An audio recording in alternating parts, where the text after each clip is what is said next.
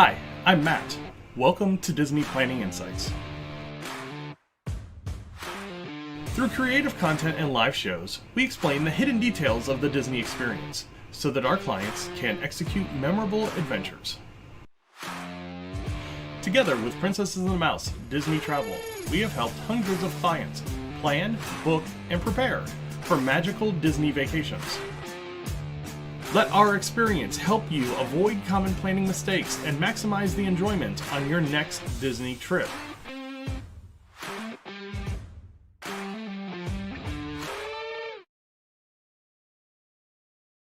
Hey, what's going on, everybody? It is Matt with the DPI podcast. It is Monday night, March the 24th, and we are live. I am in the middle of trying to see if Peter's going to join us tonight. So, you coming on tonight? You would think we'd discuss these things, prior to the show, but we don't. So, kind of is what it is. Hopefully audio's okay. I know in my ear, in my my monitor, I didn't hear any of the dialogue of the intros, which was weird. I don't know if it's something that came across or not, but we'll see. Before we get into the show, I want to say a huge thank you to start off. Thank you to everybody that has subscribed to the channel over the last couple of weeks. It has been a crazy couple of weeks when it's come to subscribers and everything like that. So I want to start, and I'm just going to go back a couple weeks ago. These are just the public subscriptions. We've had roughly 35 new subscribers over on YouTube. So Marita Figueroa, thank you for subscribing to the channel. I will butcher this, so thank you for subscribing to the channel. Coolius V, thank you for subscribing to the channel. He'll come up here in a second.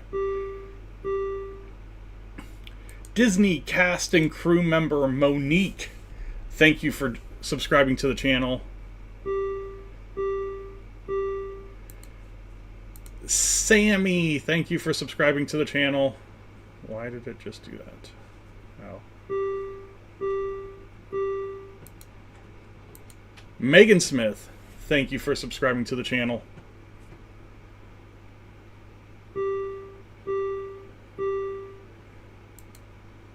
Grant Casley, thank you for subscribing to the channel.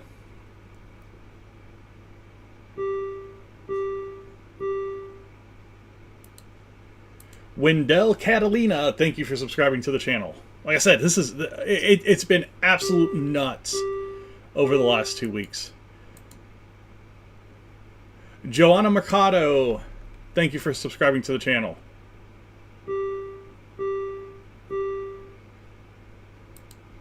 Susan Olson, thank you for subscribing to the channel. I think I got that one. Maybe not. There it is. John Crawshaw, thank you for subscribing to the channel.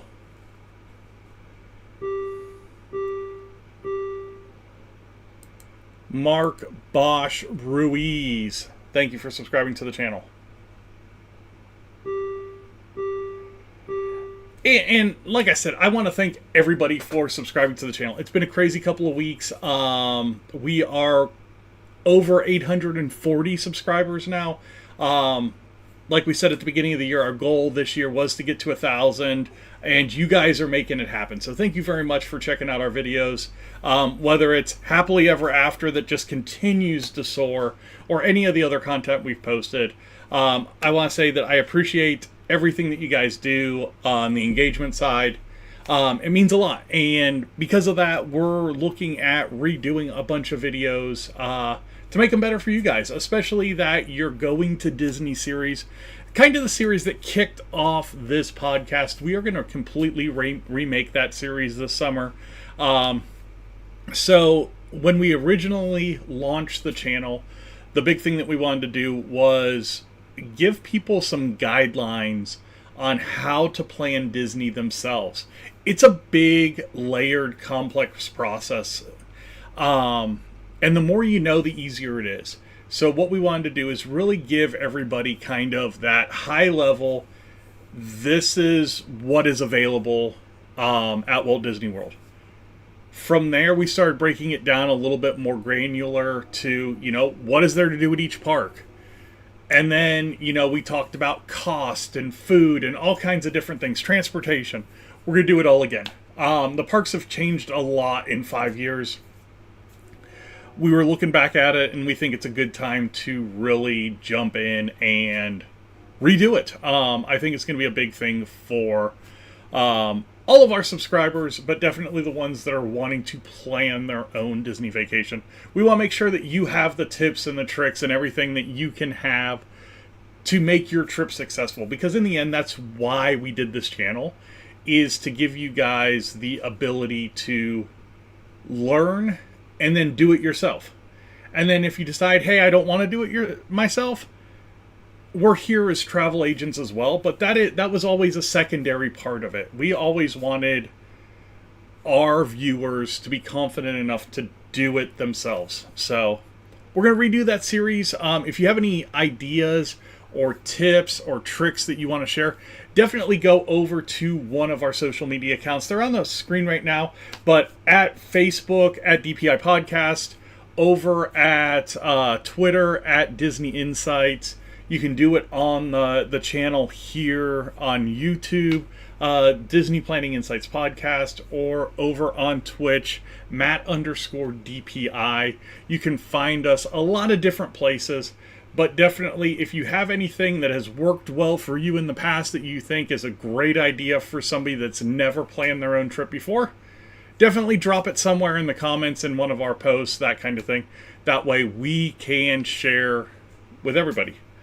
All right.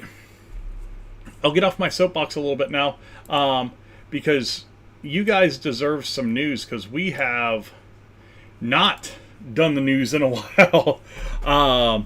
So let's go ahead. Let's get into a little bit of the news. I'm going to go ahead and do it solo. I don't see Peter coming on tonight, so we are going to do a timer. I doubt it's going to be 15 minutes. We're probably going to go a little bit longer than that. So all of the subscriptions are going to come across, so just be aware of that. We're going to be beeping for the next about 10 minutes, I think. So getting into the news, let's talk a little bit about over the weekend. Over the weekend, there was a fire at Epcot. The France Pavilion, there was a cooler that was backstage that decided that it had enough. It called it quits. Big fire, lots of black smoke, looked a lot worse than it really was. Nobody was hurt. It was put out pretty quick, but looked like a pretty scary scene. There was some footage from the Skyliner that looked pretty ominous coming into the park. But like I said, definitely something that was taken care of and handled by the safety team there at Walt Disney World relatively quick. We've got a lot of things going on as far as lounges and that kind of stuff. So we've got 2 new lounges that are going to be at Walt Disney World. One of them just opened, and it was the one that was going to be supposed to be open summer 2025. But it is the first ever DVC lounge at Magic Kingdom. So it's a rustic hideaway. It is basically where the shooting gallery was in Frontierland. And this is definitely one of those things that, let's see if I can get this to open up. Nope, let's not that one. Let's go here.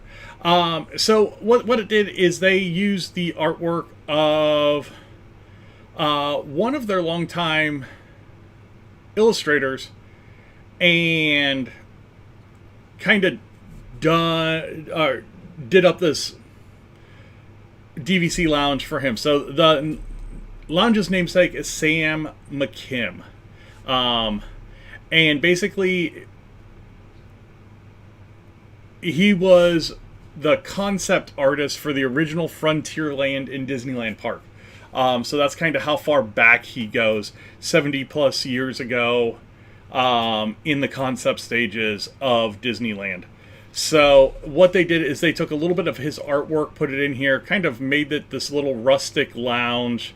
And it's a nice little area. If you're a DVC member, it's got complimentary Wi-Fi, phone charging spaces, and it's called Disney Vacation Club McKim's Mile House, a member lounge. Open daily from 11 a.m. to 6 p.m. for all eligible Disney Vacation Club members with valid park tickets and reservations to Magic Kingdom. So, there you go.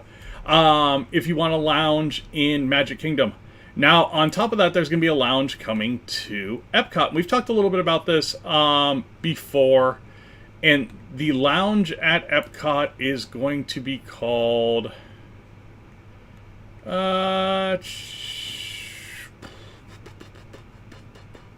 Geo 82. So Geo 82 is going to open later this year, and it's going to be a 21 and over lounge in Epcot at Spaceship Earth. So a couple new lounges that will be available at Walt Disney World. We had the investor call, what? Is it a week ago now? Yeah, last Thursday. And it was announced Coco 2 is in production. Or in the works. Well, I won't say in production yet. Coco 2, the original Coco, great film. Super, super colorful. Really one of the last really good Disney animation films. They're gonna get a second go at it. I don't know where the story's going to go, but definitely looking forward to that style of animation, because that, like I said, that was something that was very, very impressive, was how colorful that world was. On top of that, we learned that Iger wants the creative team to make some short form videos of Figment. I don't know what this is going to entail. This can go a lot of different directions, and with no direction, that means it's not even an idea yet. But it's one of those things that I think you say it to make certain Disney fans excited, and then when you don't deliver, they just forget about it. So we'll see how that goes. Central Florida Tourism Oversight District proposes funding for Sunshine Corridor study. This is a pretty big deal. Ever since the kind of removal of the Magical Express, it's not necessarily gone. It's still there. You just have to pay for it. It's Mears Express now. It's the same thing. It's just got a cost associated. They don't pick up your luggage anymore. It's a general pain in the ass. But now the Tourism Oversight District wants to look at the viability of running a train from MCO to Disney Springs. This was originally talked about with Brightway, and I don't know why it never happened. If the cost was too high or whatever, but they're going to look at it for the Sunshine Corridor train, which could be interesting. So this is going to be something that is going to take a while. I would imagine that just the study is going to take roughly a year, but they're talking about giving about $500,000 to do this study. The study will cost approximately $6 million and already supported by Florida Department of Transportation, Universal Destinations and Experiences. Cities of Orlando, Seminole County, and Osceola County are also will contribute $500,000 each. Orange County has also expressed interest in contributing, but hasn't officially voted yet. So this would be a big deal, because this is something that I think could become the new Magical Express if Disney did it right. And I think that's the problem right now, is there's a lot of good things that Disney could do that they just aren't doing right now. And it's frustrating as a fan of the product that a lot of these things aren't happening. So definitely frustrating to be a Disney Parks fan right now. Bear with me here. I'm resizing something a little bit.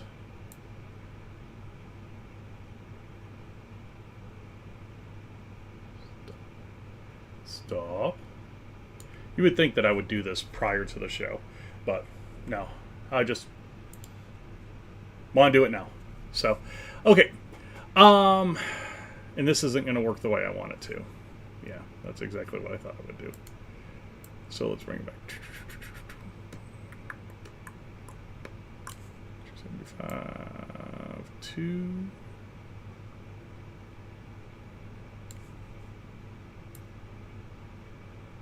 All right.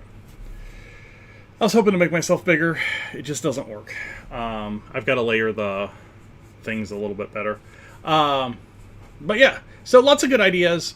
It's just the follow through that doesn't end up going too well. I mean, I think everybody, when you heard the idea, hey, we're going to bring a Cars ride to Walt Disney World, on board, 100% on board. And then they say, oh, it's going to take the Rivers of America area. And everybody's like, why? No, don't. So, is what it is, I guess. DVC Lounge, GO82. New lightsabers coming to Sabi's workshop. Reclaimed and Reforged are going to be the two new styles of lightsabers. So if you've made the original, I think there were 4 or 5 original styles. There's going to be 2 more styles that you can do now. So you can do all those things. Southwest, if you're a Southwest flyer, we are Southwest flyers. We were Southwest flyers. Southwest is taking away the bags fly free policy. So now you're going to have assigned seats and bags aren't going to fly for free. Southwest, what are you doing? Yeah, I'm talking to you. I'll wait. I think this is an absolutely ridiculously dumb idea. Southwest made their mark by being different than the other airlines. And for them to now decide, hey, we just need to be like everybody else, they're going to lose a lot of customers. And I think you're going to see a lot of airlines jump on this and say, hey, maybe we take the Southwest model, the old Southwest model. And now since Southwest isn't doing it, why don't we just do it? I know Frontier's running a promotion this summer. So if you've never flown Frontier, maybe this is the time to try Frontier out. It's one of those things. So, Fantasmic show times are changing at Disney's Hollywood Studios. You're getting the extra show. We're getting into spring break season. My kids had spring break last week. So we're kind of past the college spring breaks into the high school spring breaks and, you know, your elementary, that kind of stuff. They're adding the extra showing for that capacity. It's a good idea. They run it twice. It works. Disney files 2 new permits for Zootopia Better Together just days after Tough to Be a Bug closes. So Tough to Be a Bug closed last weekend, not this past weekend, the weekend before. Zootopia show in full force construction-wise going in. Couple of new dining experiences that are coming to Disneyland Resort for the 70th. Paint the Night dining package at the Plaza Inn with lunch and reserve viewing for Paint the Night Parade. Reservations open tomorrow if it's something that you want to do. Paint the Night, awesome. We'll talk a little bit about that here in a second. Donald's Tales of Adventure Buffet at Storyteller's Cafe with Donald, Daisy, and friends, featuring a barbecue-style buffet. Reservations open tomorrow. And then Docking Bay 7 Food and Cargo Nighttime Gathering with bites before an exclusive viewing of Fire and the Rising Moons. Reservations open on April the 5th.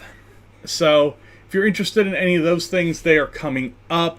Definitely the 70th anniversary of Disneyland is going to be something that's going to be really cool. And I hope they kind of take the same idea that they did for the 50th of World and run it like 18 months. I want to see this thing go for a little while because they're starting it in the middle of the year. It's going to start on July the 17th. It makes sense. That's when the park opened. But don't just run it for the rest of 2025. Run it through the end of 2026. Give people 18 months to come out and see these offerings. You know, you're bringing back one of the favorite parades. You're doing a special World of Color show. You're probably going to have a special fireworks show that you're doing with this. You're going to have... oh, geez. Magic Happens parade. Do this for a long time. Don't just 6 month this. Jonas Brothers. Yeah, those Jonas Brothers from like the 90s. No, they're not from the 90s. But they're old now. They are doing the official theme song for Disneyland 70th. Celebrate Happy. The song will be available to stream beginning on May the 13th. So we've got about a month and a half without this thing. Edison at Disney Springs wins 2025 Diner's Choice Award. Best for cocktails. This is one of our favorite Disney Springs spots. If you have not been there, definitely a place to check out. Maybe not with super young kids, but my kids in, you know, that around 10 to 15 range, enjoy it. It is like a speakeasy lounge.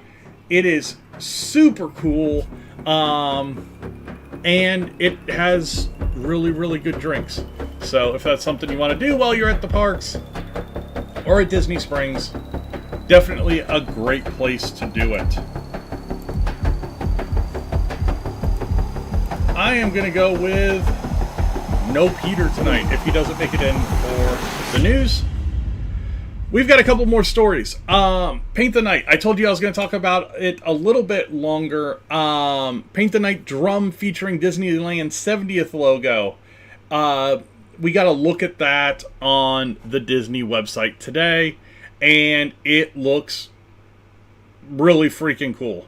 Hopefully, as cool as this looks, the nighttime parade that's coming to Magic Kingdom is on par. Because if they just don't hit the mark with that, I feel like that's going to be a huge miss. And for your daily dose of, man, that was cool. Let's see if I can get this to play without being super duper annoying. So, I know this song. Yeah, Jordan Fisher stopped by Casey's Hot Dogs to sing Happily Ever After. We'll listen to a little bit of it. Watch the moment unfold. Spark a dream that we're meant to follow. Setting out for a new tomorrow.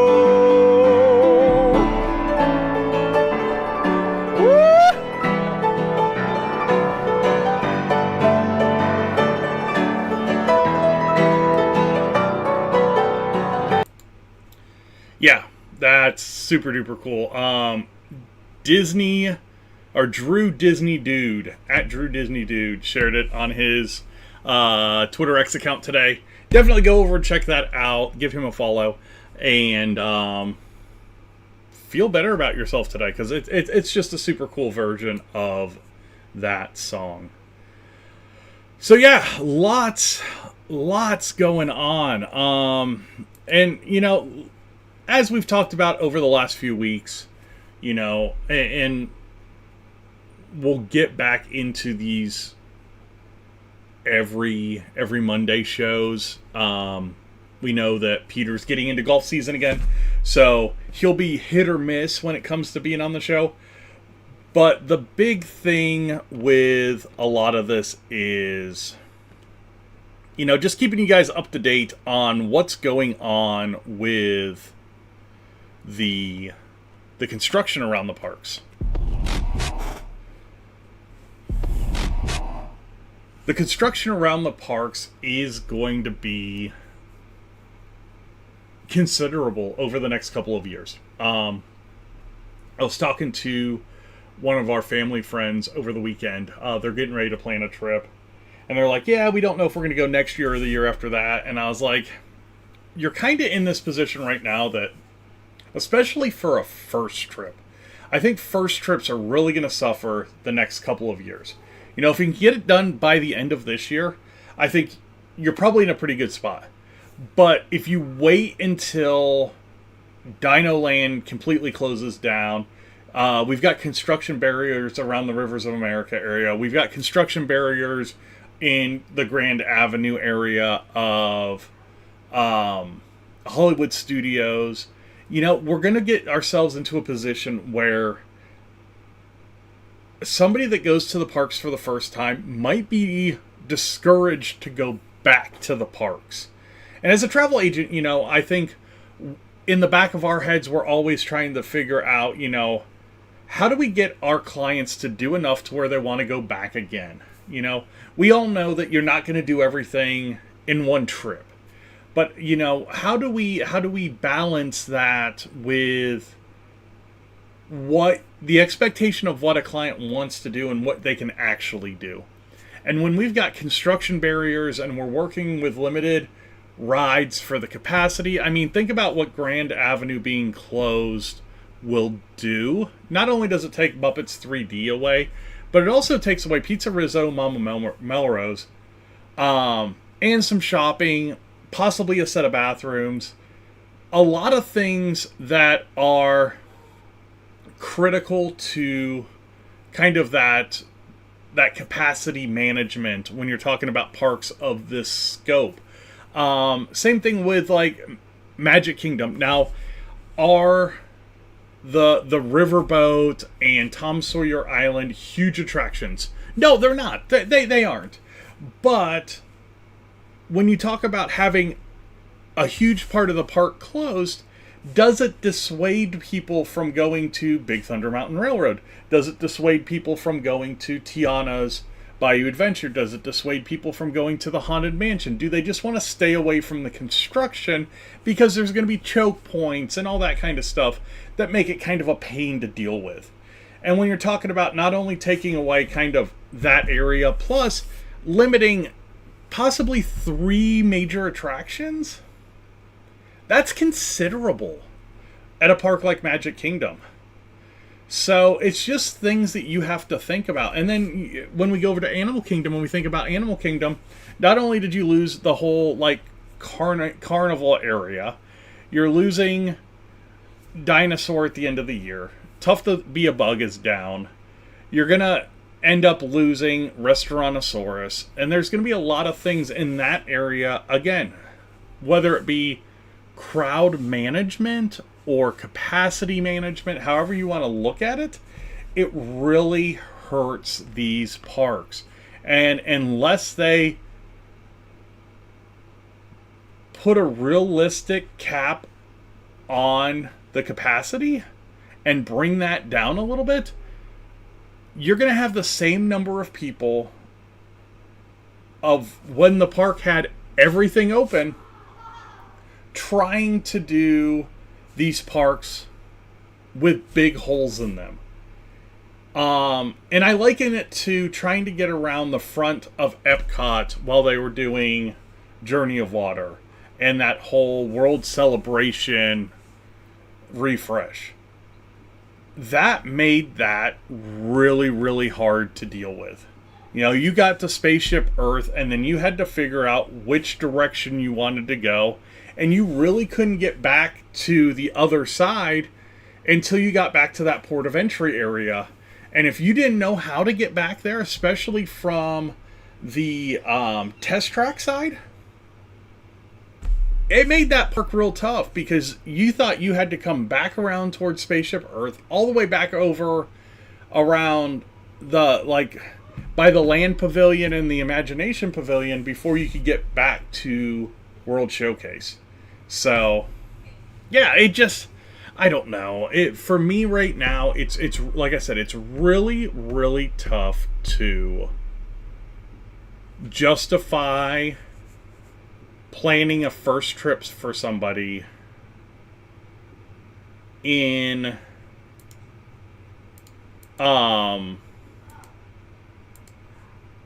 2026 and 2027.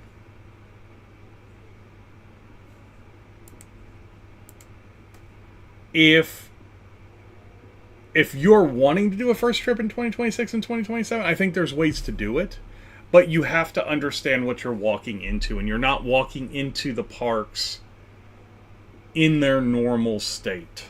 So yeah, I'll get off kind of my little rant here, and hopefully we'll get back with Peter Salvadori with Princesses and the Mouse Disney Travel next week. Until then, you guys all take care of yourself. If you do need any advice, you do need any tips, tricks, planning information, reach out to us. You can find us at the social media accounts below right now, at DPI Podcast over on Facebook, at Disney Insights over on Twitter X, and as always, the Disney Planning Insights Podcast on YouTube. Thank you guys all for watching tonight. You guys have a wonderful week. We will talk to you next week. Bye now.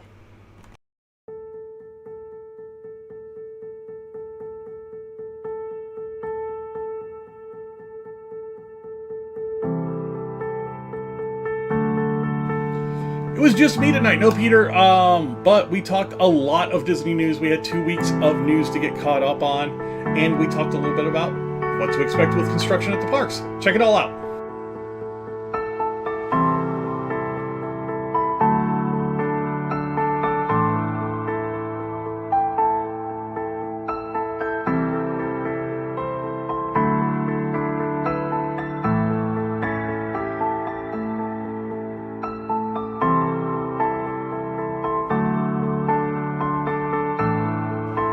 If you're looking for us on social media, you can find us in a lot of different places. The easiest is going to be over on Facebook, at DPI Podcast on Facebook, at PATM, Disney Travel for the travel side. If you're on the Twitter X box, you can go over and find us at Disney Insights. And, of course, we have Instagram, YouTube.